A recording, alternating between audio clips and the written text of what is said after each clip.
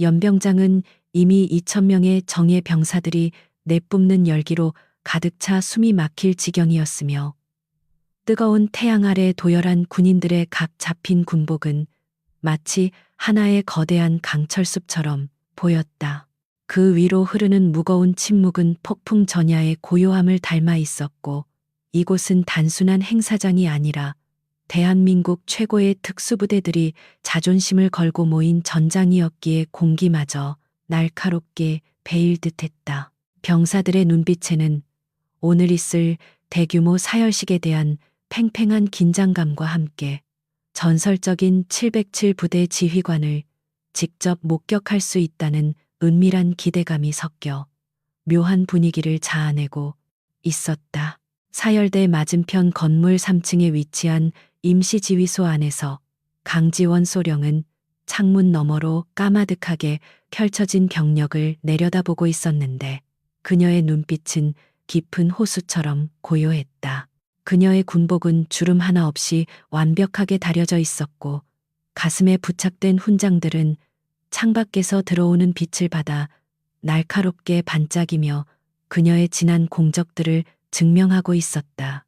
707 특수임무단 역사상 최초의 여성 지휘관이라는 타이틀은 그녀에게 영광인 동시에 언제나 목을 조여오는 무거운 족쇄와도 같았지만 지금 그녀의 표정에는 그 어떤 동요나 불안도 없이 오직 차가운 이성만이 감돌고 있었다. 지원은 천천히 가죽 장갑을 고쳐 끼며 거울 속에 비친 자신의 눈동자를 뚫어지게 응시했고 그 속에서 흔들리지 않는 강철 같은 의지를 다시 한번 확인했다. 수많은 고위 장교들과 보수적인 군 간부들이 그녀가 아주 사소한 실수라도 저지르기만을 기다리고 있다는 사실을 그녀는 누구보다 잘 알고 있었기에 매 순간이 살얼음판을 걷는 것과 같았다. 오늘 연설은 단순한 의례적인 행사가 아니라 그녀가 이 자리에 서 있는 것이 실력이 아닌 운이 아니었음을 증명해야 하는 또 다른 치열한 전투였기에 그녀는 긴장의 끈을 놓을 수 없었다. 책상 위에 놓인 연설문 원고는 이미 수십 번을 읽어 너덜너덜해졌지만 그녀는 다시 한번 내용을 머릿속으로 되뇌며 깊은 호흡으로 날뛰는 심장 박동을 차분하게 가라앉혔다. 그녀는 자신의 능력을 의심하는 시선들을 실력으로 잠재워왔던 지난 날들을 떠올리며 스스로에게 냉정함을 주문했고 문 밖에서 들려오는 희미한 발소리에도 예민하게 반응했다. 그녀의 탁월한 직관은 무언가 설명할 수 없는 위화감을 감지하고 있었지만 지금 당장은 눈앞에 닥친 중대한 임무에 집중하는 것이 우선이라고 판단하며 억지로 불안감을 떨쳐내려 노력했다. 한편 복도 끝 어두운 그림자 속에 숨어있던 최영석 대령은 반쯤 타들어간 담배를 신경질적으로 바닥에 비벼 끄며 지휘소 쪽을 노려보았다. 그의 시선은 강소령이 머무르고 있는 지휘소의 굳게 닫힌 문에 고정되어 있었으며 그늘진 눈가에는 깊은 증오와 질투가 독사처럼 꿈틀거리고 있어 보는 이로 하여금 섬뜩함을 느끼게 했다. 본래 그 자리는 자신의 것이어야 했으나 굴러들어온 돌 같은 여자에게 빼앗겼다는 피해의식이 그의 이성을 마비시키고 있었고 그는 자신의 무능함을 인정하는 대신 모든 원인을 지원에게 돌리며 삐뚤어진 복수심을 키워왔던 것이다.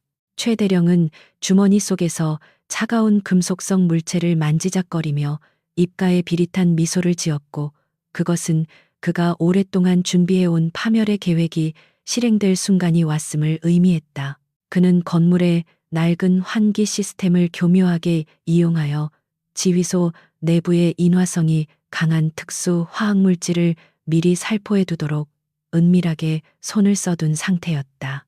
이것은 단순한 위협이나 경고 수준이 아니라 그녀를 사회적으로 매장시키고 육체적으로도 재기불능 상태로 만들겠다는 악의적인 계획이었으며 그의 광기 어린 집착이 만들어낸 끔찍한 덫이었다. 시계 바늘이 정각을 향해 다가갈수록 그의 심장 박동은 기묘한 흥분으로 빨라지기 시작했고 이마에는 식은땀이 맺혔지만 눈동자는 광기로 번들거렸다. 그는 이번 사고가 낡은 전선으로 인한 단순한 전기 누전이나 지원의 관리 소홀로 인한 화재로 위장될 것이라고 확신하고 있었기에 죄책감 따위는 느끼지 않았다. 2,000명의 부하들이 지켜보는 앞에서 화염에 휩싸여 비명을 지르며 뛰쳐나오는 지휘관의 모습은 상상만으로도 그에게 짜릿한 쾌감을 주었고 그는 승리감에 도취되어 있었다. 707 부대의 명예는 땅에 떨어질 것이고 그 혼란을 수습할 유일한 구원자로 자신이 자연스럽게 등판할 것이라는 망상은 그에게 있어 너무나도 완벽해 보였다. 그는 주위를 살피며 복도에 아무도 없는 것을 다시 한번 확인한 후 떨리는 손가락으로 주머니 속에 감춰둔 소형 기폭 장치의 버튼을 꾹 눌렀다. 아주 작은 클릭 소리가 적막한 복도에 울려 퍼졌고 그것은 곧 들이닥칠 재앙의 시작을 알리는 신호탄이 되어 전선을 타고 빠르게 이동했다. 방 안에 있던 지원은 미세하게 진동하는 공기의 흐름과 함께 코끝을 스치는 매캐한 화학 약품 냄새를 감지하고 본능적으로 고개를 번쩍 들었다. 수많은 실전 경험을 통해 극한의 상황에서 단련된 그녀의 감각이 뇌리에 강력한 경고 신호를 보내고 있었지만 상황을 파악하기도 전에 천장 환풍구에서 시뻘건 불꽃이 튀어 올랐다. 순식간에 화마가 건조한 벽지를 타고 뱀처럼 번지기 시작했고 뜨거운 열기가 좁은 방 안을 가득 채우며 그녀의 모든 퇴로를 차단하려 했다. 폭발음과 함께 뿜어져 나온 화염은 순식간에 지휘소를 집어삼켰고 강지원은 거대한 열기가 자신의 피부를 태워버릴 듯이 덮쳐오는 것을 느꼈다. 평범한 인간이라면 공포에 질려 비명을 지르거나 그 자리에 주저앉았을 테지만 그녀는 본능적으로 숨을 멈추고 상황을 파악하려 했었다. 출입구 쪽은 이미 시뻘건 불길이 벽을 이루어 가로막고 있었기에 그곳으로 뛰어드는 것은 자살행위나 다름없었고 남은 시간은 기껏해야 몇 초에 불과하다는 사실이 그녀의 뇌리를 스쳤다. 그녀의 눈동자는 생존을 위한 유일한 탈출구를 찾기 위해 맹수처럼 번뜩였고 곧바로 창문 쪽을 향해 고정되었다. 지원은 망설임 없이 몸을 날려 책상 위에 놓여 있던 무거운 전술용 의자를 집어들었고 온몸의 근육을 쥐어짜내어 창문을 향해 내던졌다. 강화 유리로 제작된 창문은 쉽게 깨지지 않도록 설계되어 있었지만 죽음의 문턱에서 발휘된 그녀의 괴력 앞에서는 무용지물이었다. 쾅하는 굉음과 함께 유리 파편이 사방으로 튀어나갔고 그 틈을 타 신선한 공기가 밀려들어왔지만 동시에 뒤따라오던 화마가 그녀의 등 뒤까지 바짝 추격해왔다. 그녀는 불길이 자신의 전투복을 휘감으려는 찰나의 순간을 놓치지 않고 깨진 창틀을 박차고 허공으로 몸을 던졌다. 지면까지의 높이는 3층이었지만 체감상으로는 까마득한 절벽처럼 느껴졌고 중력은 무자비하게 그녀의 몸을 아래로 잡아당겼다. 그녀가 창문을 깨고 탈출하여 허공에 몸을 맡기기까지 걸린 시간은 불과 3초였지만 그 짧은 시간은 그녀에게 영겁처럼 길게 느껴졌다. 등 뒤에서는 검은 연기가 맹렬하게 뿜어져 나오며 마치 그녀를 놓친 악마가 울부짖는 듯한 형상을 만들어내고 있었고 흩날리는 유리 조각들은 햇빛을 받아 다이아몬드처럼 반짝이며 그녀와 함께 추락했다. 그녀의 머릿속에는 오직 살아남아야 한다는 일념 하나만이 가득 차 있었고 공중에서 자세를 제어하기 위해 안간힘을 썼다. 연병장에 도열해 있던 2,000명의 병사들은 갑작스러운 폭발음과 함께 건물 3층에서 뿜어져 나오는 검은 연기를 목격하고 경악을 금치 못했다. 모든 시선이 동시에 위쪽으로 쏠렸고 그들은 화염 속에서 튀어나와 허공으로 추락하는 작은 점이 바로 자신들의 지휘관이라는 사실을 깨닫고 숨을 죽였다.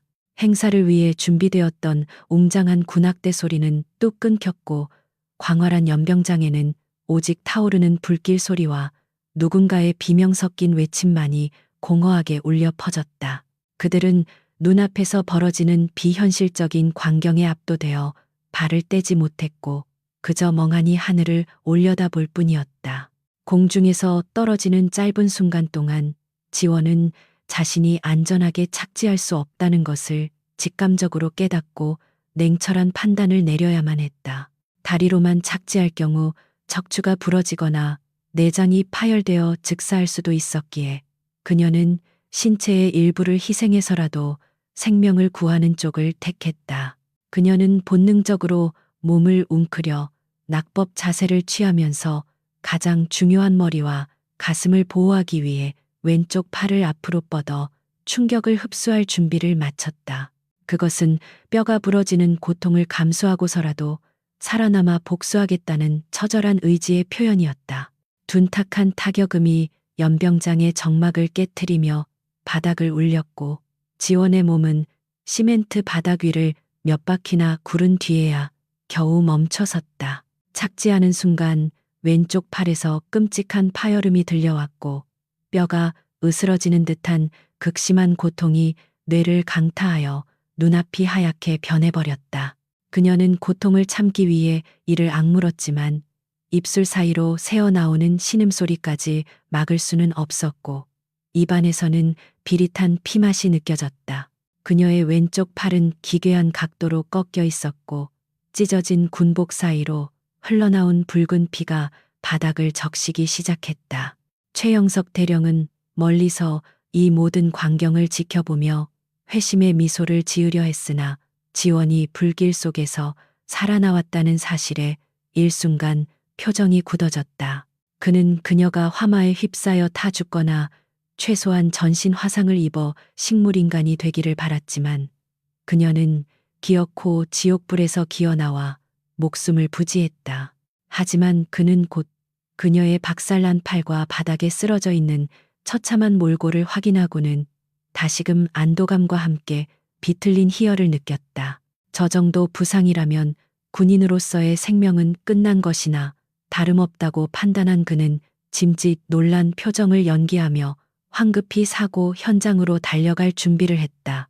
쓰러져 있던 지원은 흐릿해지는 의식 속에서도 자신을 지켜보고 있는 수천 개의 눈동자를 의식하며 정신을 잃지 않기 위해 필사적으로 저항했다. 엄청난 고통이 파도처럼 밀려와 그녀를 어둠 속으로 끌고 가려 했지만 그녀는 혀를 깨물어 자극을 줌으로써 흐려지는 시야를 억지로 붙잡았다. 지금 여기서 정신을 잃고 실려 나간다면 그것은 패배를 인정하는 꼴이 될 것이며 적들이 원하는 시나리오대로 흘러가게 될 것임을 뼈저리게 알고 있었다. 그녀는 떨리는 오른쪽 팔로 바닥을 짚으며 상체를 일으켜 세우려 했고 그 모습은 마치 불사신과도 같았다.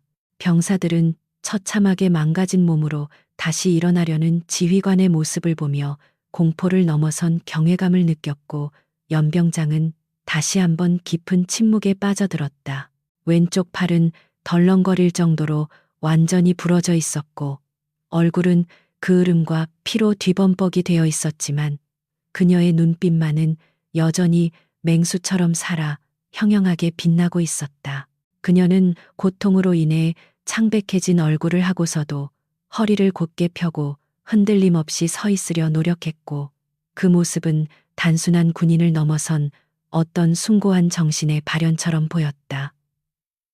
그것은 2,000명의 병사들에게 평생 잊지 못할 강렬한 충격과 전율을 선사했다. 뒤늦게 사태를 파악한 의무병들이 들것을 들고 사색이 되어 달려왔고 현장은 순식간에 아수라장으로 변해 통제가 불가능한 상황이 되었다. 의무관이 다급하게 그녀의 상태를 확인하려 했지만 지원은 괜찮다는 듯 오른손을 들어 그들을 제지하려다 극심한 현기증에 휘청거렸다.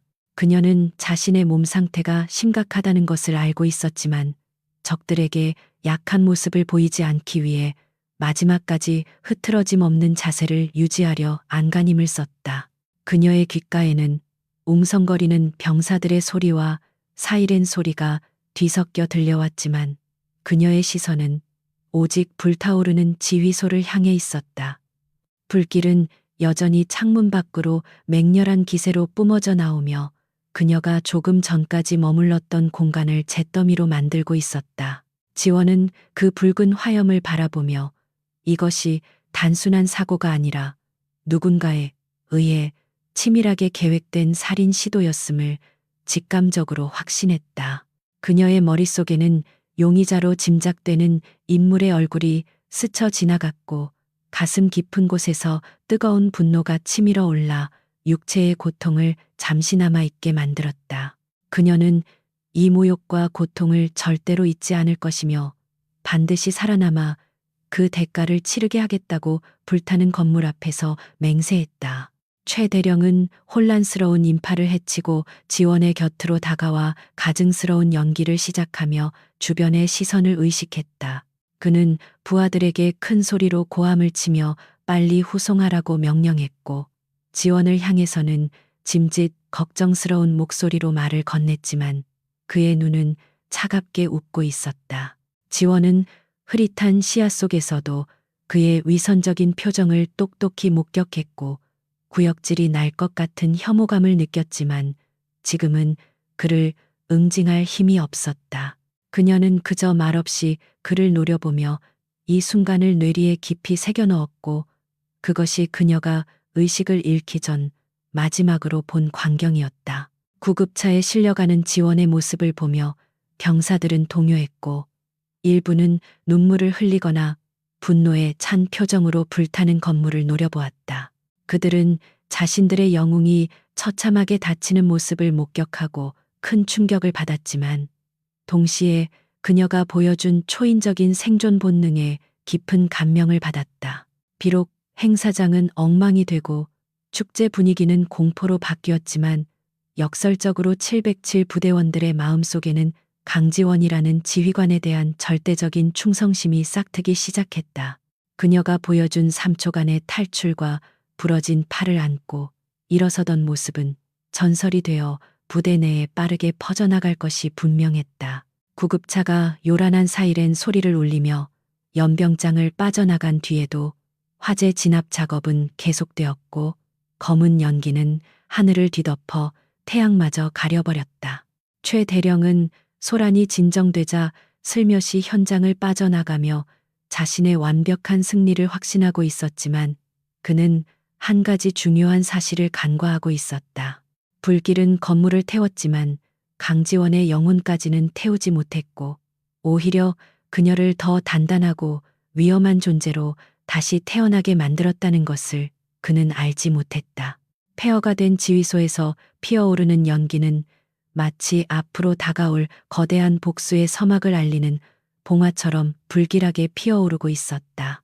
구급차 내부의 공기는 비릿한 혈향과 소독약 냄새가 뒤섞여 숨막히는 악취를 풍기고 있었으며 요란하게 울리는 사이렌 소리는 강지원의 고막을 날카롭게 찔러댔다. 덜컹거리는 차체의 진동이 부러진 팔에 고스란히 전달될 때마다 그녀는 짐승처럼 낮은 신음을 삼켜야만 했고 식은땀이 온몸을 적셔 군복은 물에 빠진 듯 축축했다.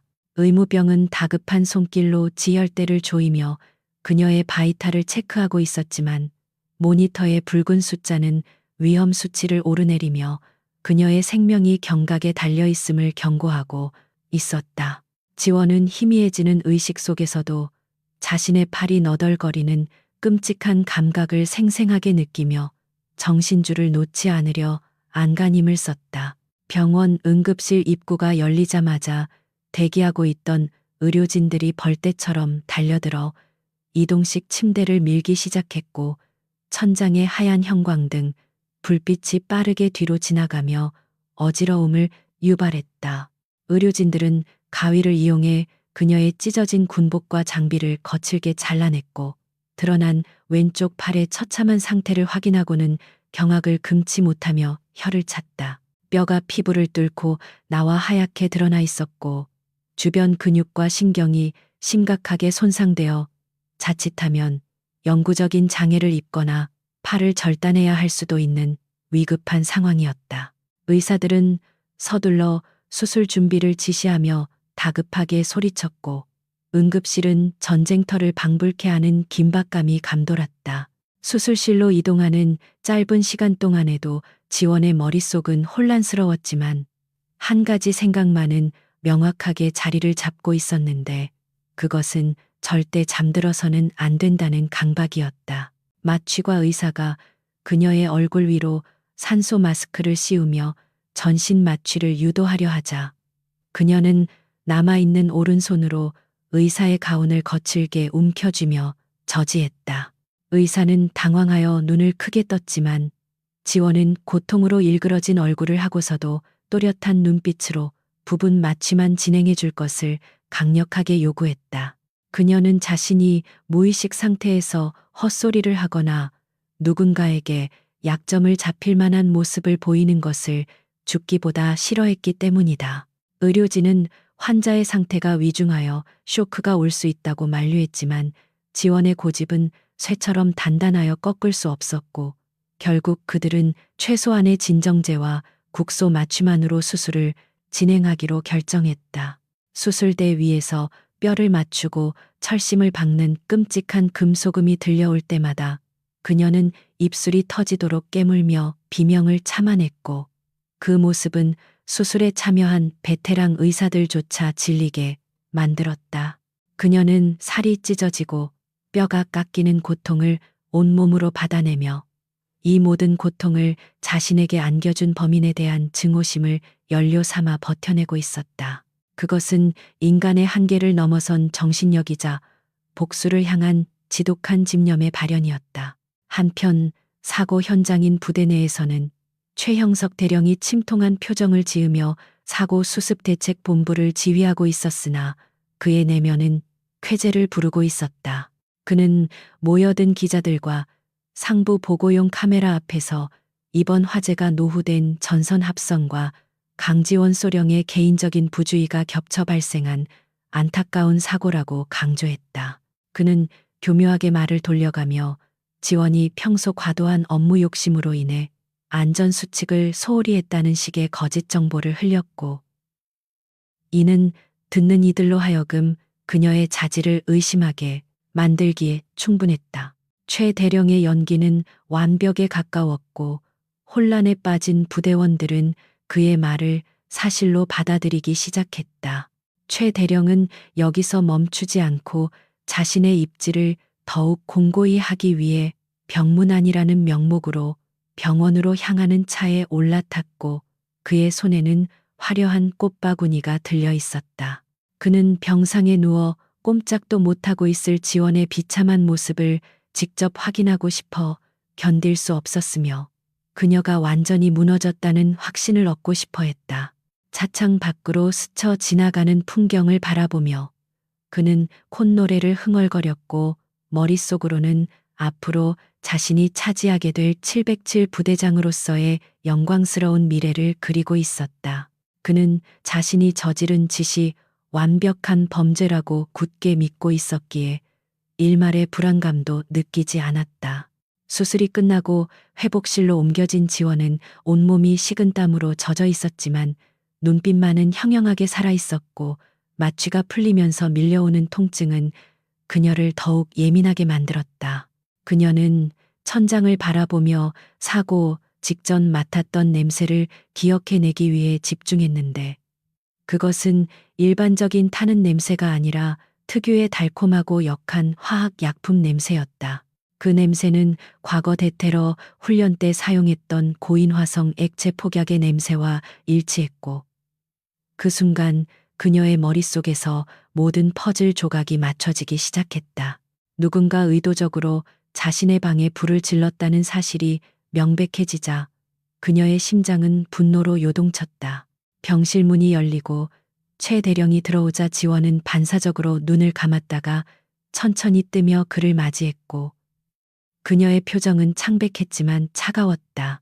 최 대령은 과장된 몸짓으로 꽃바구니를 테이블 위에 올려놓으며 혀를 찾고 아이를 달래듯 걱정스러운 어조로 그녀의 상태를 물었지만 그 눈빛에는 조롱이 담겨 있었다. 그는 그녀의 깁스한 팔을 힐끔거리며 이제 군 생활은 힘들지 않겠냐는 식의 비꼬는 말을 던졌고 은근슬쩍 전역을 권유하는 듯한 발언을 서슴지 않았다. 지원은 그의 말 한마디 한마디를 놓치지 않고 들으며 그가 범인임을 확신하게 되었지만 내색하지 않았다. 지원은 끓어오르는 분노를 억누르며 짐짓 약해진 척 시선을 아래로 떨구었고 아무 말 없이 거칠게 숨만 몰아쉬는 연기를 펼쳤다. 지금 당장 그에게 소리를 지르며 네가 한 짓을 알고 있다고 따지고 싶었지만 증거가 없는 상황에서 감정적으로 대응하는 것은 자살행위나 다름없었다. 그녀는 늑대가 사냥감을 덮치기 전에 몸을 낮추고 숨을 죽이듯 자신의 발톱을 숨긴 채 최대령의 방심을 유도하는 전략을 선택했다. 그녀의 침묵을 패배감으로 오인한 최대령은 만족스러운 미소를 지으며 그녀의 어깨를 가볍게 두드렸다. 최대령은 지원이 완전히 전의를 상실했다고 판단하고 안심하며 병실을 나섰고 문이 닫히는 순간까지도 자신의 승리를 의심하지 않았다. 그는 복도를 걸어가며 부하에게 전화를 걸어 사고 현장을 빠르게 정리하고 남은 흔적들을 깨끗이 치우라고 지시했는데 이 통화 내용은 병실 문 너머의 지원에게는 들리지 않았지만 그녀는 이미 그의 다음 행동을 예측하고 있었다. 최 대령이 떠난 후 병실에는 무거운 정적이 감돌았고 지원은 고통스러운 팔을 부여잡고 천천히 몸을 일으켜 앉았다. 그녀의 눈동자는 어둠 속에서 푸르게 빛나고 있었고 이제 반격의 서막이 올랐음을 알리고 있었다.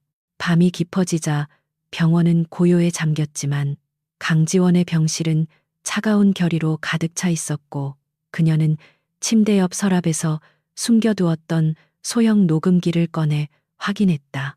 비록 최 대령과의 대화에서 결정적인 증거를 잡지는 못했지만 그의 미묘한 뉘앙스와 태도는 그녀의 심증을 굳히기에 충분했고 이제부터는 물증을 확보하는 것이 관건이었다. 그녀는 자신의 부러진 팔을 내려다보며 이 상처가 단순한 부상이 아니라 훈장이 될 것이라고 다짐했고 고통이 밀려올 때마다 복수의 칼날을 더욱 날카롭게 갈았다.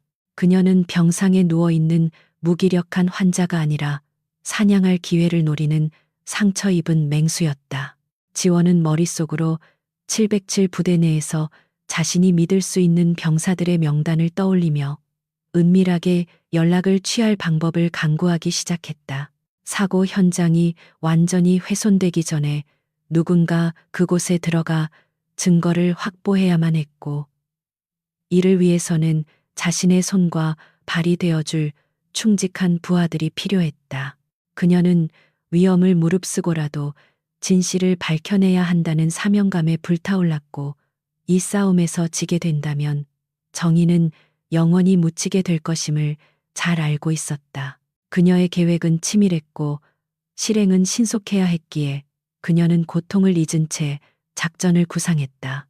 창밖으로 보이는 달빛이 그녀의 창백한 얼굴을 비추었고 그녀는 깊은 한숨을 내쉬며 다시금 마음을 다잡았다.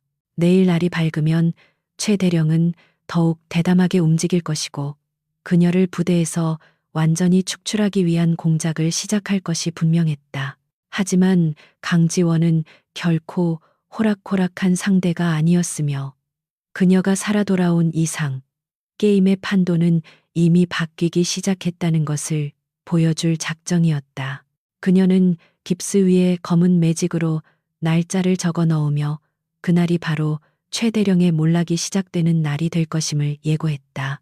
칠흑 같은 어둠이 내려앉은 부대 내부는 폭풍이 지나간 뒤처럼 고요했지만 매캐한 탄 냄새는 여전히 공기 중에 무겁게 가라앉아 콧속을 찔러댔고 병사들의 불안감은 쉽게 가라앉지 않고 있었다. 사건 현장인 지휘소 건물 주변에는 노란색 통제선이 2중 3중으로 쳐져 있었고 무장한 헌병들이 경계를 서고 있었지만 그들의 눈빛에서도 당혹감과 의문이 익혔다.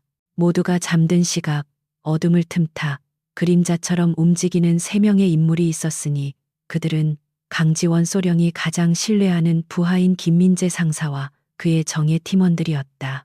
그들은 군화 소리를 죽이며 경계 사각지대를 파고들었고 그들의 목표는 내일 아침이면 흔적도 없이 철거될 화재 현장이었다. 김상사는 헌병들의 순찰 패턴을 이미 완벽하게 파악하고 있었기에 교대 시간을 틈타 건물 뒤편의 배수관을 타고 순식간에 3층으로 진입하는 데 성공했다. 검게 그을린 복도는 마치 지옥의 입구처럼 입을 벌리고 있었고 발을 디딜 때마다 바삭거리는 재와 잔해들이 바려 소름 끼치는 소리를 냈다. 그들은 휴대용 플래시의 불빛을 최소한으로 줄인 채 신중하게 전진했고 마침내 뼈대만 앙상하게 남은 지휘소 문 앞에 도달했다. 한때 강소령이 업무를 보던 책상은 숫덩이가 되어 있었고 벽에 걸려 있던 작전 지도들은 흔적조차 찾을 수 없이 타버려 참혹했던 당시 상황을 대변하고 있었다. 팀원 중 화재 감식에 일가견이 있는 박 중사가 조심스럽게 바닥을 살피기 시작했고 그의 표정은 시간이 지날수록 심각하게 굳어졌다. 일반적인 누전으로 인한 화재라면 발화 지점이 콘센트나 전선 주변이어야 했지만 이곳의 흔적은 방 한가운데서 시작되어 사방으로 폭발하듯 번져나간 형태를 띠고 있었다. 특히 바닥 타일이 녹아내린 형태는 고온에서 급격하게 연소되는 특수 화학 물질이 사용되었음을 강력하게 시사하고 있었기에 이것은 명백한 방화의 증거였다. 박 중사는 바닥 틈새에 스며든 미세한 잔류물을 조심스럽게 채취하여 밀봉된 튜브에 담았고 그의 손끝은 분노로 미세하게 떨리고 있었다. 김상사는 타담한 환풍구 주변에서 수상한 장치의 파편으로 보이는 금속 조각을 발견하고 그것을 집어들어 빛을 비추어 보았다. 그것은 일반적인 건물의 환기 장치 부속품이 아니었고 군용 격발 장치에 사용되는 소형 뇌관의 일부와 매우 흡사한 모양을 하고 있었다. 누군가 환풍구를 통해 인화 물질을 살포하고 원격으로 점화시켰다는 가설이 현실로 다가오는 순간이었고 범인은 부대 내부 사정을 잘 아는 고위급 간부일 가능성이 높았다. 그들은 서로 눈빛을 교환하며 고개를 끄덕였고 이 작은 금속 조각이 강소령의 억울함을 풀어줄 결정적인 열쇠가 될 것임을 확신했다. 그 시각 최영석 대령은 자신의 관사 서재에 틀어박혀 독한 위스키를 연거푸 들이키고 있었지만 취기는커녕 불안감만 더욱 증폭될 뿐이었다. 그는 강지원이 병원에서 깨어난 후 아무런 항의도 하지 않고 침묵을 지키고 있다는 보고를 받고 묘한 공포를 느끼기 시작했다. 보통 사람이라면 억울함을 호소하거나 범인을 찾아달라고 난동을 부려야 정상이건만 그녀의 침묵은 마치 폭풍이 몰아치기 전에 고요함처럼 그를 숨막히게 했다. 그는 자신의 완벽한 계획에 흠집이 날까 전전긍긍하며 손톱을 물어뜯었고 책상 위에 놓인 전화기를 노려보며 누군가의 연락을 기다렸다. 곧이어 전화벨이 울리자 최 대령은 허겁지겁 수화기를 들었고 상대방은 이번 일을 도운 시설 관리 담당관의 떨리는 목소리였다. 담당관은 현장 보존을 주장하는 일부 헌병대 간부들 때문에 내일 아침 예정된 현장 철거 작업에 차질이 생길 수도 있다고 보고했다. 최 대령은 이성을 잃고 고함을 지르며 무슨 수를 써서라도 내일 동이 트기 전에 굴착기를 동원해 건물을 밀어버리라고 협박에 가까운 명령을 내렸다. 그는 증거가 인멸되어야만 자신이 안전해질 수 있다는 강박관념에 사로잡혀 있었고 자신의 권력을 이용해 모든 절차를 무시하고 억지를 부리고 있었다.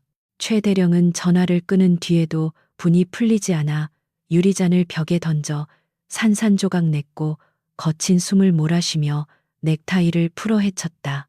그는 혹시라도 담당관이 배신할 경우를 대비해 그의 약점이 담긴 인사 파일을 금고에서 꺼내 확인하며 비열한 미소를 지었다. 자신의 안위를 위해서라면 부하 한두 명쯤 희생시키는 것은 그에게 아무런 양심의 가책도 주지 못했으며 오직 승진과 권력만이 그의 유일한 목표였다. 하지만 그는 자신이 쳐놓은 거미줄에 스스로 걸려들고 있다는 사실을 깨닫지 못했고 과도한 행동이 오히려 주변에 의심을 사고 있다는 것을 간과하고 있었다. 김 상사와 팀원들은 헌병들의 순찰이 강화된 틈을 타 건물을 빠져나오는데 애를 먹고 있었지만 그들의 동작은 민첩하고 은밀했다.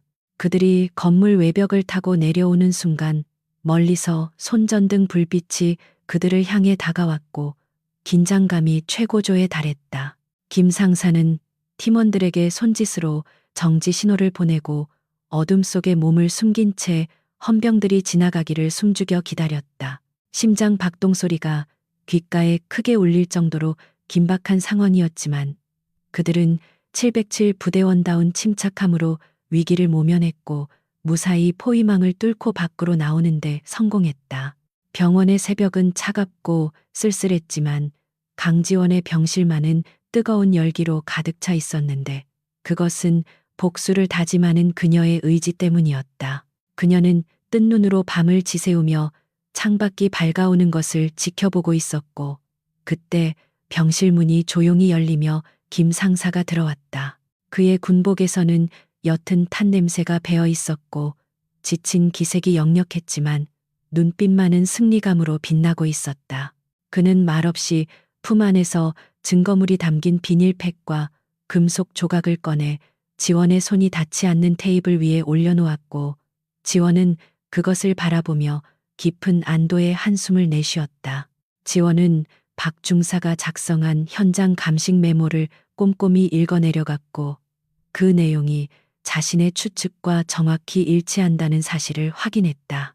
사용된 화학물질은 군용 고폭탄 제조에 쓰이는 특수 화합물로 일반 시중에서는 구할 수 없는 물건이었기에 범인은 군수 물자에 접근할 수 있는 권한을 가진 자임이 분명했다.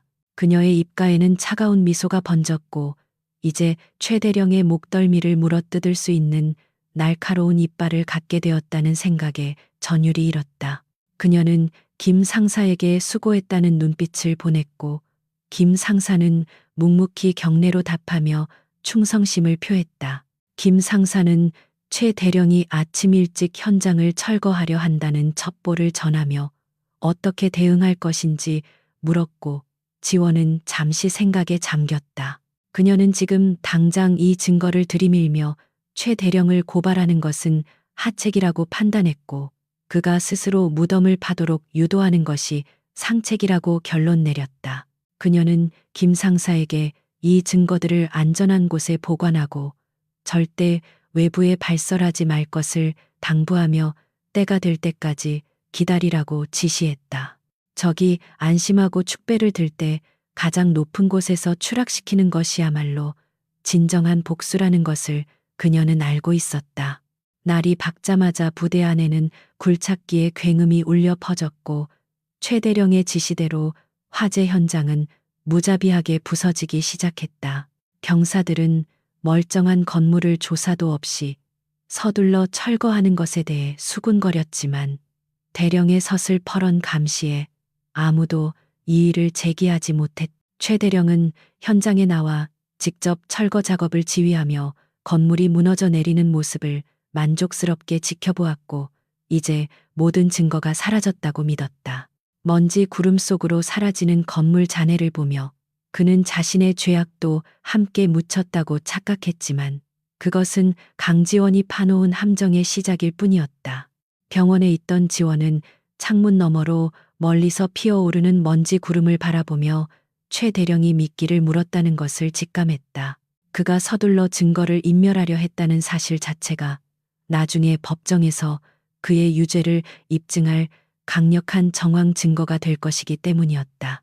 그녀는 깁스한 팔을 어루만지며 이제 자신이 움직일 차례가 되었음을 느꼈고 의료진의 만류를 뿌리치고 퇴원 수속을 밟을 준비를 했다. 그녀는 병실에 누워있는 환자가 아니라 전장으로 복귀하는 지휘관으로서의 모습을 보여줄 필요가 있었고 그것이 최 대령을 가장 불안하게 만들 무기였다. 오후가 되자 부대 내에는 강소령이 위독하다는 헛소문이 돌기 시작했는데 이는 최 대령이 지원의 복귀를 막기 위해 퍼뜨린 역정보였다. 그는 병사들의 동요를 막고 자신의 지휘권을 확립하기 위해 지원을 무능하고 병약한 존재로 낙인 찍으려 했고, 심지어 후임 지휘관을 물색하고 있다는 소문까지 흘렸다. 하지만 707 부대원들은 그 소문을 쉽게 믿지 않았고, 오히려 그들의 마음속에는 강지원에 대한 그리움과 신뢰가 더욱 깊어지고 있었다. 그들은 불길 속에서 보여준 그녀의 강인함을 기억하고 있었기에 그녀가 반드시 돌아올 것이라는 믿음을 버리지 않았다.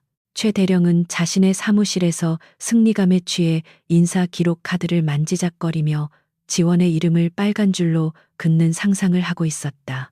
그는 며칠 뒤 열릴 군사위원회에서 지원의 건강 문제를 거론하며 그녀를 보직 해임시키는 안건을 상정할 계획을 세우고 있었다. 그는 모든 것이 자신의 뜻대로 흘러가고 있다고 확신했고, 지원이 가진 패가 아무것도 없다고 오판하고 있었기에 경계를 늦추고 말았다.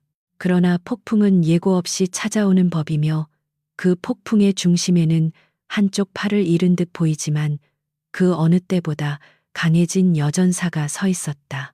병원 복도는 의사들의 만류와 강지원의 고집이 충돌하며 팽팽한 긴장감이 감돌고 있었지만, 그녀의 결심은 바위처럼 단단하여 누구도 꺾을 수 없었다. 담당 주치의는 수술 부위가 아직 아물지 않았고 염증 수치가 높다며 최소한 2주는 더 입원해야 한다고 목소리를 높였으나, 지원은 그저 차가운 눈빛으로 그를 응시할 뿐이었다.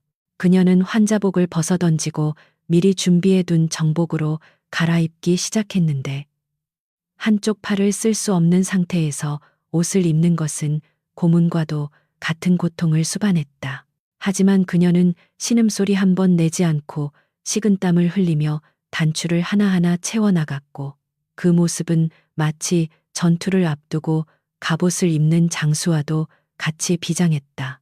하얀 깁스로 단단하게 고정된 왼쪽 팔은 검은 제복 위에서 유난히 도드라져 보였고, 그것은 그녀가 겪은 참상을 증명하는 동시에 그녀의 불굴의 의지를 상징하는 훈장처럼 느껴졌다.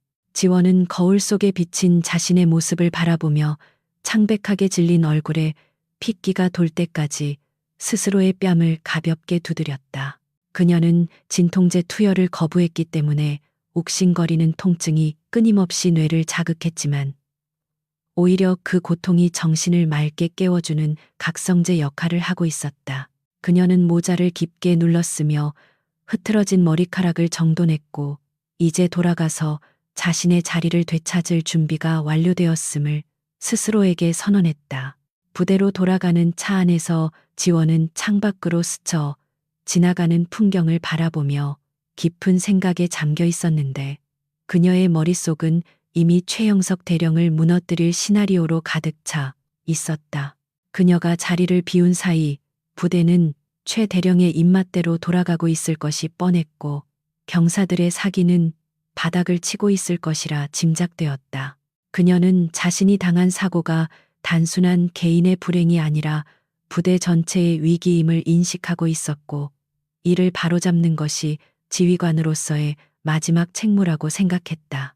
차가 위병소를 통과하자 경계를 서던 헌병들이 그녀를 알아보고 소스라치게 놀라며 급하게 경례를 붙였지만, 그들의 눈에는 반가움과 안도감이 서려 있었다. 연병장에 들어선 지원의 차량을 보자마자 훈련 중이던 병사들 사이에서 웅성거리는 소리가 파도처럼 퍼져나갔고, 훈련 교관들조차 믿을 수 없다는 표정으로 하던 일을 멈추었다. 문이 열리고 강지원이 차에서 내리자 연병장은 순식간에 찬물을 끼얹은 듯 조용해졌고, 모든 시선이 그녀의 하얀 깁스에 꽂혔다. 그녀는 비틀거리지 않고 꼿꼿한 자세로 걸음을 옮겼으며, 그녀가 내디디는 발자국마다 무거운 침묵과 함께 형용할 수 없는 카리스마가 뿜어져 나왔다. 죽음의 문턱에서 돌아온 지휘관의 귀환은 그 자체만으로도 병사들에게 강력한 메시지를 전달하고 있었고, 흐트러졌던 군기가 순식간에 잡히는 기적 같은 효과를 가져왔다. 자신의 집무실에서 다리를 꼬고 앉아 여유를 부리던 최영석 대령은 창밖의 소란스러움을 감지하고 불쾌한 표정으로 블라인드를 걷어 올렸다.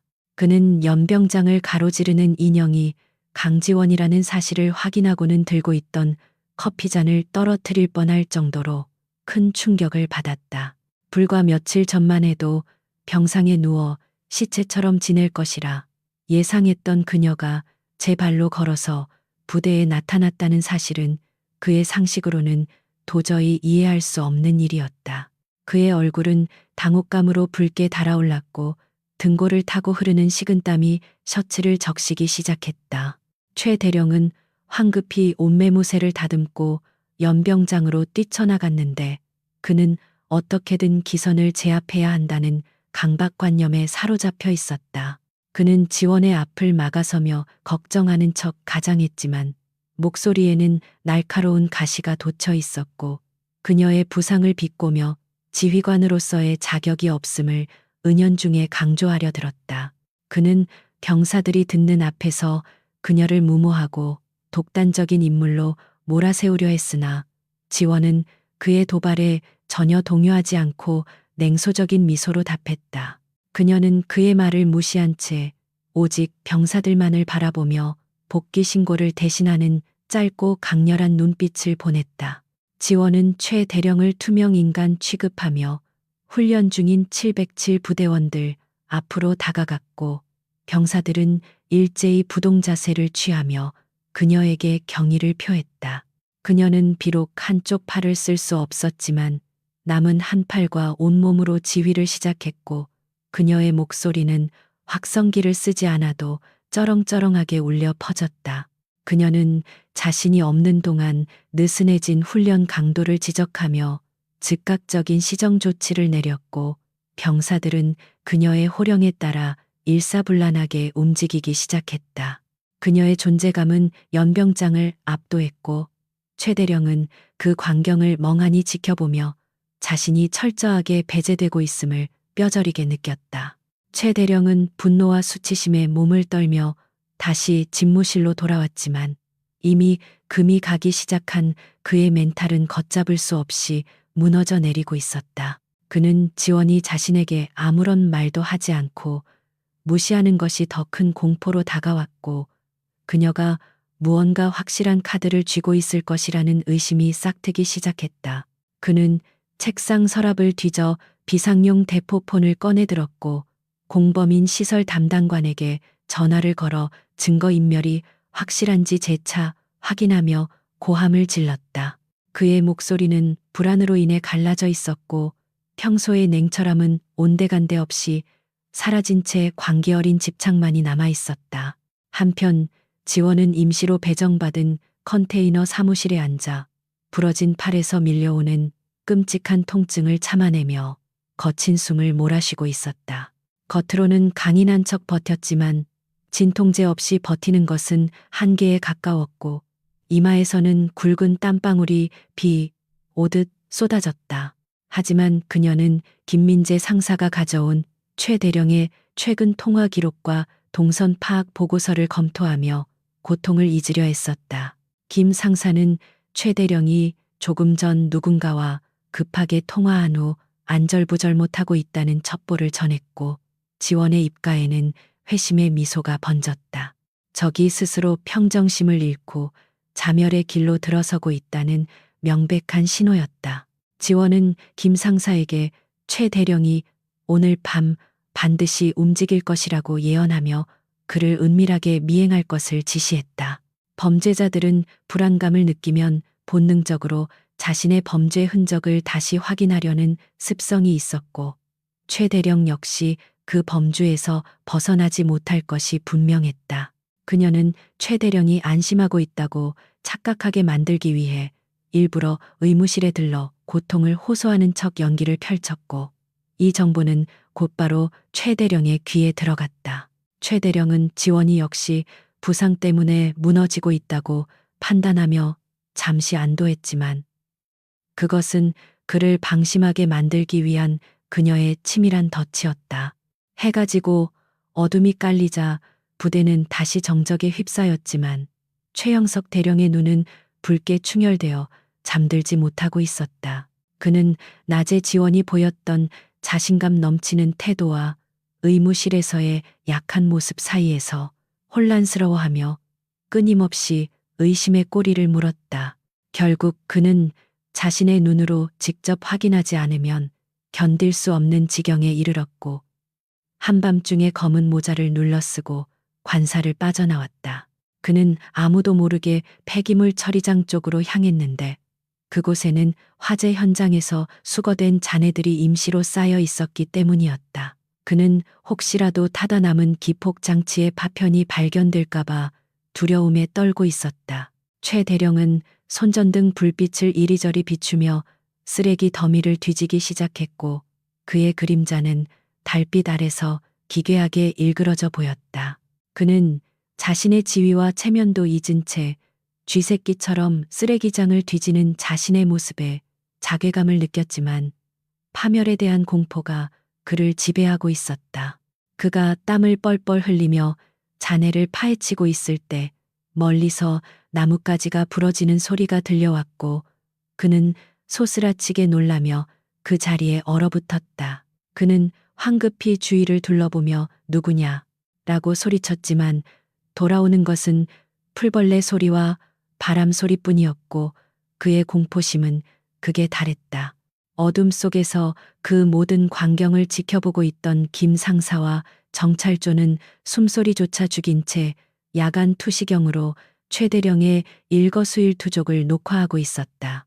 대한민국 육군 대령이 한밤중에 쓰레기장을 뒤지는 모습은 그 자체로 수상하기 짝이 없는 행동이었고 이는 그가 무언가 숨기고 있다는 강력한 정황 증거가 되었다.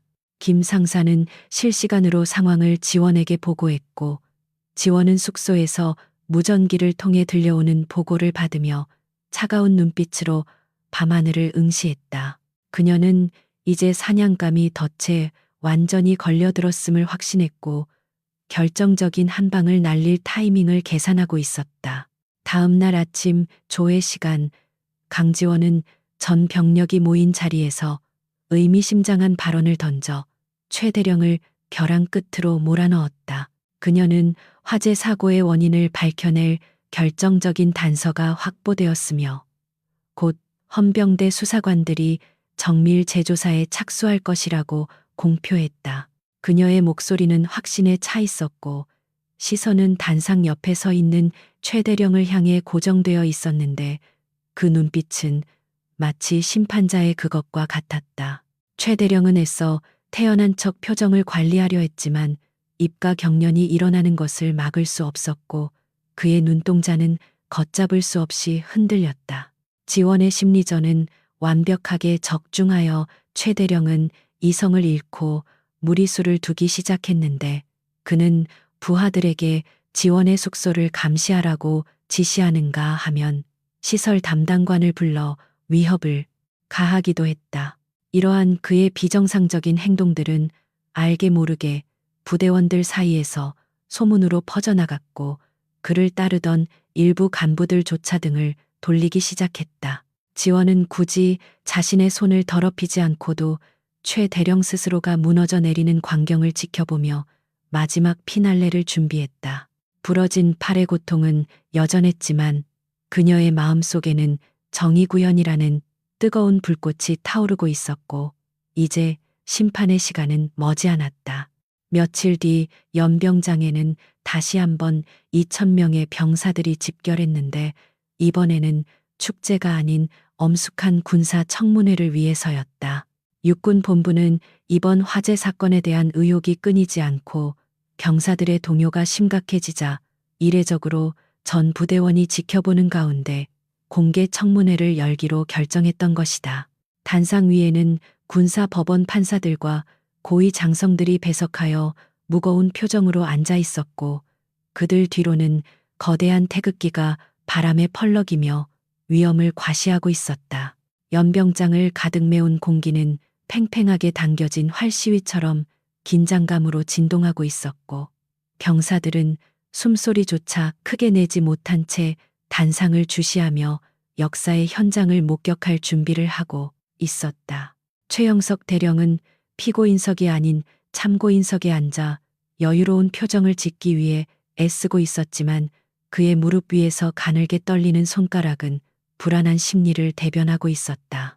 그는 사전에 자신의 인맥을 동원하여 심사위원들에게 로비를 시도했고 이번 청문회가 강지원의 관리 소홀을 질책하고 자신을 차기 지휘관으로 추대하는 요식 행사가 될 것이라 믿고 싶었다. 그는 곁눈질로 주변을 살피며 자신에게 우호적인 장성들과 눈을 맞추려 노력했고 그들이 보내는 미세한 고갯짓의 안도감을 느끼며 마른 침을 삼켰다. 하지만 그의 마음 한구석에는 알 수 없는 불길함이 검은 안개처럼 피어오르고 있었는데 그것은 강지원이 아직 도착하지 않았기 때문이었다. 잠시 후 연병장 입구에서 무거운 침묵을 깨고 강지원 소령이 모습을 드러냈는데 그녀의 등장은 그 자체로 하나의 압도적인 드라마였다. 그녀는 정복을 갖춰 입고 하얀 깁스를 한 팔을 가슴에 단단히 고정한 채 흔들림 없는 걸음걸이로 단상을 향해 걸어왔다. 그녀의 뒤에는 김민재 상사를 비롯한 정예대원들이 결연한 표정으로 호위하듯 따르고 있었고 그들의 손에는 두툼한 서류 가방과 증거물 상자가 들려 있어 보는 이들의 궁금증을 자아냈다. 병사들의 시선은 그녀의 당당한 모습에 고정되었고 그녀가 내뿜는 비장한 기운에 압도되어 저도 모르게 마른 침을 삼켰다. 청문회가 시작되자 최 대령은 먼저 발언권을 얻어 능숙한 언변으로 사건의 본질을 호도하기 시작했는데 그는 마치 부대를 걱정하는 충신의 얼굴을 하고 있었다. 그는 이번 화재가 낡은 건물의 구조적 문제와 지휘관의 안전 불감증이 빚어낸 참사라고 주장하며 교묘하게 강지원을 무능한 리더로 몰아세웠다. 그는 준비해온 조작된 시설 점검 일지를 흔들어대며 자신이 여러 차례 안전 문제를 경고했음에도 불구하고 강소령이 이를 무시했다고 목소리를 높였다. 그의 거짓말은 너무나도 구체적이고 치밀하여 사정을 모르는 외부 심사위원들은 고개를 끄덕이며 그의 말에 설득되는 듯한 분위기가 형성되었다.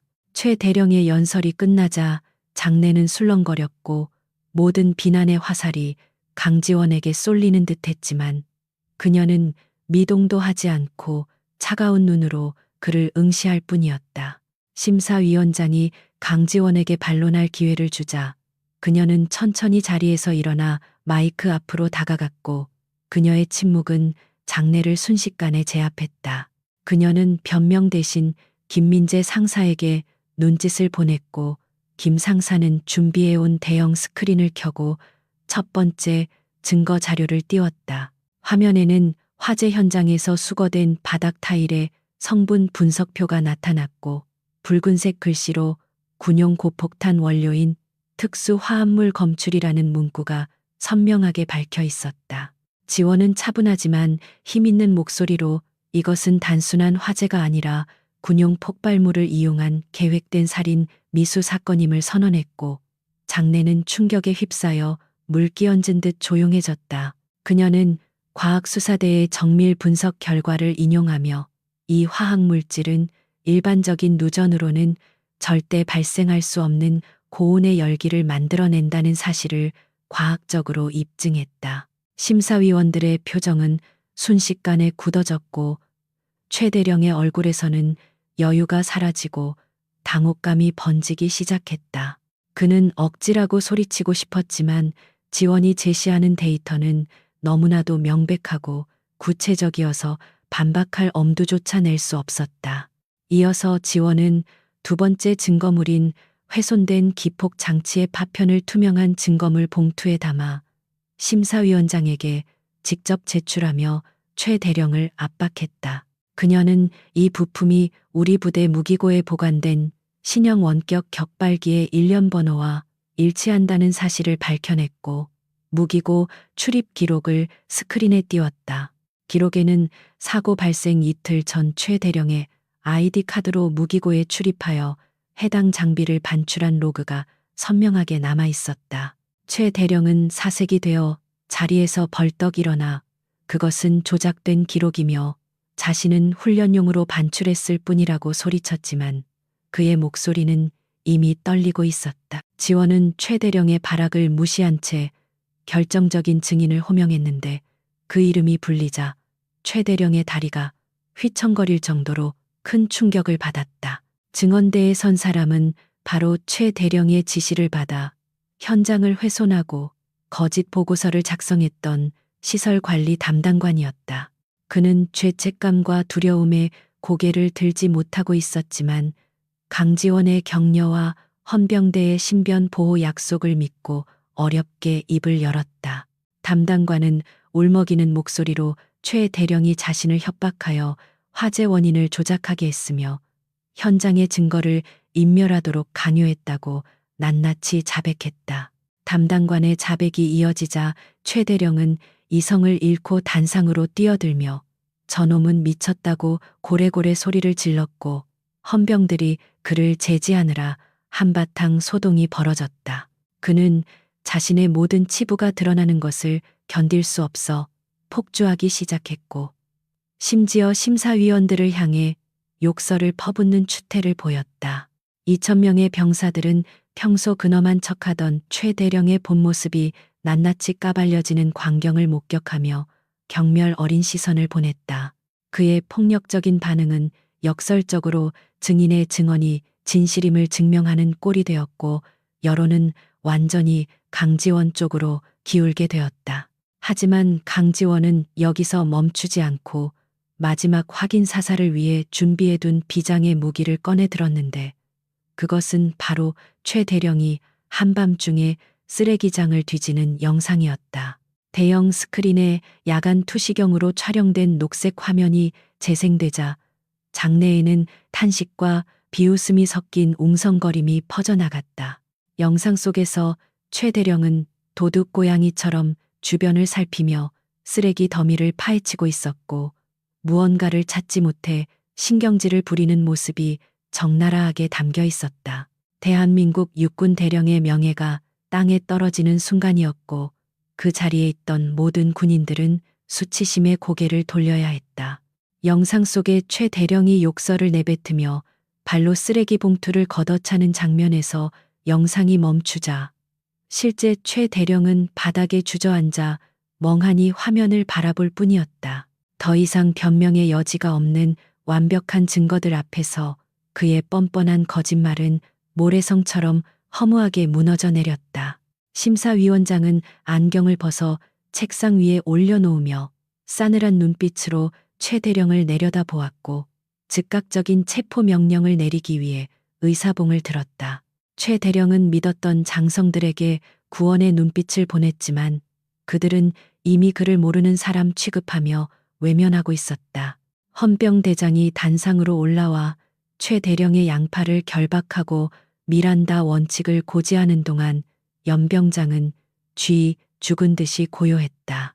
최 대령은 억울하다며 발버둥 쳤지만 건장한 헌병들에게 제압당해 무릎이 꿇리는 굴욕을 맛봐야 했다. 강지원은 그 모습을 내려다보며 어떤 감정의 동요도 보이지 않았는데 그것은 승리감이라기보다는 군인으로서의 씁쓸함과 안타까움에 더 가까웠다. 그녀는 자신의 팔을 부러뜨리고 목숨을 위협했던 자가 법의 심판을 받는 것을 보며 비로소 긴장이 풀리는 것을 느꼈지만 표정은 여전히 냉철함을 유지했다. 심사위원장은 마이크를 잡고 최형석 대령의 직무를 즉시 정지하고 군검찰로 이송하여 구속 수사할 것을 명령했다. 또한 혐의가 사실로 밝혀질 경우 군 형법에 따라 최고형을 구형할 것이라고 덧붙였는데 이는 사실상 그의 군 생활이 불명예스럽게 끝났음을 선고하는 것과 다름없었다. 병사들은 그제야 참았던 숨을 내쉬며 정의가 구현되는 현장을 목격한 것에 대한 전율을 느꼈다. 썩은 환부를 도려내는 아픔은 있었지만 707 부대가 다시 올바른 길로 갈 수 있다는 희망이 싹트기 시작했다. 헌병들에게 끌려 내려가는 최 대령은 강지원을 향해 악에 바친 저주를 퍼부었지만 그의 목소리는 군악대의 연주 소리에 묻혀 사라져 버렸다. 그는 자신이 팠던 함정에 자신이 빠져버린 비극의 주인공이 되었고 권력욕에 눈이 멀어 명예를 저버린 군인의 비참한 말로를 보여주었다. 그가 사라진 단상 위에는 오직 강지원만이 홀로 남아 있었고 바람이 그녀의 머리카락을 흩날리며 그녀의 고독한 승리를 축하해 주는 듯했다. 그녀는 부러진 팔을 어루만지며 이 상처가 헛되지 않았음을 확인했고 마음속에 무거운 짐을 내려놓을 수 있었다. 청문회가 끝나고 해산 명령이 내려지자 병사들은 질서 정연하게 대형을 유지하며 부대로 복귀했지만 그들의 눈빛은 이전과는 확연히 달라져 있었다. 그들은 강지원 소령을 단순한 상관이 아닌 진정한 리더이자 영웅으로 받아들였고 그녀를 향한 존경심은 절대적인 충성심으로 바뀌어 있었다. 지원은 단상에서 내려와 병사들 사이를 걸어가며 그들의 눈을 하나하나 마주 보았고 그 교감 속에서 707 부대는 비로소 하나가 되었다. 그녀의 팔은 부러져 있었지만 그녀의 리더십은 그 어느 때보다 강건하게 부대를 지탱하고 있었다. 해가 저물어가는 연병장에는 긴 그림자가 드리워졌지만 강지원의 그림자는 그 누구보다 크고 웅장하게 대지 위에 새겨졌다. 그녀는 김민재 상사에게 다가가 조용히 고맙다는 말을 전했고 김 상사는 묵묵히 미소로 답하며 그녀의 짐을 나누어졌다. 이제 모든 진실이 밝혀졌고 범인은 잡혔지만 부대를 재건하고 상처를 치유해야 할 과제가 그녀 앞에 남아 있었다. 그녀는 하늘을 올려다보며 깊은 숨을 들이마셨고 차가운 밤 공기가 폐부 깊숙이 스며들며 새로운 시작을 알렸다. 최영석 대령이 헌병들에게 양팔이 붙들린 채 연병장을 가로질러 끌려가는 모습은 2,000명의 병사들에게 충격적이면서도 기이한 해방감을 선사하는 광경이었다. 그의 어깨에 달려있던 대령 계급장은 이미 뜯겨나가 바닥에 뒹굴고 있었고 항상 거만하게 치켜 올려졌던 그의 고개는 수치심에 못 이겨 땅바닥을 향해 처박혀 있었다. 군악대의 연주가 멈춘 적막한 공간에는 그가 질질 끌려가며 내는 거친 군화 소리와 간간이 터져나오는 비명 섞인 욕설만이 공허하게 울려 퍼질 뿐이었다. 그것은 한때 부대를 호령했던 절대 권력자의 몰락치고는 너무나도 초라하고 비참한 최후였으며 모든 군인들에게 권력의 무상함을 일깨워주는 살아있는 교훈이 되었다. 호송차에 태워지기 직전 최 대령은 마지막 발악처럼 고개를 돌려 단상 위에 서 있는 강지원을 노려보았지만 그의 눈동자는 이미 패배감으로 흐릿하게 탁해져 있었다. 그는 자신이 그토록 무시하고 짓밟으려 했던 여자가 이제는 자신을 내려다보는 심판자가 되어 있다는 사실을 받아들이기 힘들었지만 차가운 수갑의 감촉이 그를 현실로 되돌려 놓았다. 그가 강지원에게 쏘아보낸 증오의 눈빛은 허공에서 흩어져 버렸고 오히려 지원의 담담한 표정에 부딪혀 산산조각이 났다. 헌병들이 그의 머리를 거칠게 눌러 차 안으로 밀어넣는 순간 닫히는 문틈 사이로 보인 그의 일그러진 얼굴은 영원히 지워지지 않을 낙인처럼 병사들의 뇌리에 밝혔다. 호송차가 흙먼지를 일으키며 위병소를 빠져나가 시야에서 완전히 사라질 때까지 강지원은 미동도 하지 않고 그 뒷모습을 지켜보았다. 그녀의 깁스한 왼쪽 팔에서는 여전히 둔탁한 통증이 심장 박동에 맞춰 울려 퍼지고 있었지만 가슴을 짓누르던 무거운 바위는 비로소 사라진 듯했다. 그녀는 부러진 팔이 욱신거릴 때마다 이것이 자신이 지켜낸 정의의 대가라고 생각하며 고통마저도 승리의 일부로 받아들였다. 차가운 바람이 불어와 그녀의 땀에 젖은 이마를 식혀주었고 그녀는 깊은 숨을 들이마시며 폐부 깊숙이 들어오는 자유의 공기를 만끽했다. 모든 상황이 종료되자 심사위원장을 비롯한 고위 장성들이 강지원에게 다가와 악수를 청하며 그녀의 용기와 희생정신을 치하했다. 그들은 불과 몇 시간 전까지만 해도 최대령의 농간에 휘둘려 그녀를 의심했던 사람들이었지만 이제는 태도를 바꿔 그녀를 영웅으로 대우하고 있었다. 지원은 그들의 칭찬에 일희일비하지 않고 정중하게 경례를 올리며 군인으로서의 본분을 다했을 뿐이라는 원칙적인 답변을 내놓았다. 그녀의 겸손하면서도 단호한 태도는 장성들에게 깊은 인상을 남겼고 그녀가 차기 지휘관으로서 손색이 없음을 다시 한번 증명하는 계기가 되었다. 김민재 상사와 팀원들은 단상 아래에서 지원을 올려다보며 남몰래 눈물을 훔쳤고 그들의 눈빛에는 지휘관에 대한 무한한 존경과 신뢰가 담겨 있었다. 그들은 지원이 병상에서 일어나 부러진 팔을 이끌고 험난한 싸움을 이어가는 과정을 가장 가까이서 지켜본 증인들이었기에 이 승리가 얼마나 값진 것인지 누구보다 잘 알고 있었다. 지원은 그들에게 따뜻한 미소를 보내며 소리 없는 감사를 표했고 그 눈빛 교환만으로도 그들 사이에는 말로 표현할 수 없는 끈끈한 전우애가 흘렀다. 이제 그들은 단순한 상하 관계를 넘어 생사를 함께할 수 있는 진정한 한 팀으로 거듭난 것이다. 사건이 마무리된 후 강지원은 본격적인 치료와 재활을 위해 잠시 병가를 내야 했지만 그녀의 마음은 편치 않았다. 수술 부위에 뼈가 붙는 데는 상당한 시간이 필요했고 굳어버린 근육을 다시 움직이게 하는 재활훈련은 뼈를 깎는 고통을 수반했다. 물리치료사가 굳은 관절을 억지로 꺾을 때마다 그녀는 비명을 지르고 싶을 만큼 아팠지만 입술을 깨물며 신음소리 하나 내지 않고 버텨냈다. 그녀는 자신이 약한 모습을 보이면 부대원들이 불안해할 것이라고 생각했기에 병실에서도 작전 계획서를 손에서 놓지 않으며 복귀할 날만을 손꼽아 기다렸다.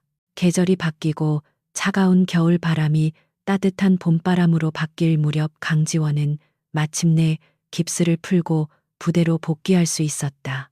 그녀의 왼쪽 팔에는 수술 자국이 선명한 흉터로 남아 있었고 아직 예전처럼 완벽하게 움직이지는 않았지만 일상생활에는 지장이 없을 정도로 회복되었다. 그녀가 위병소를 통과해 들어올 때 병사들은 누가 시키지 않았음에도 불구하고 길게 도열하여 그녀를 환호와 박수로 맞이했다. 그것은 강압에 의한 의례적인 환영식이 아니라 그들의 마음에서 우러나온 진정한 존경의 표시였으며 지원은 가슴이 벅차오르는 감동을 느꼈다.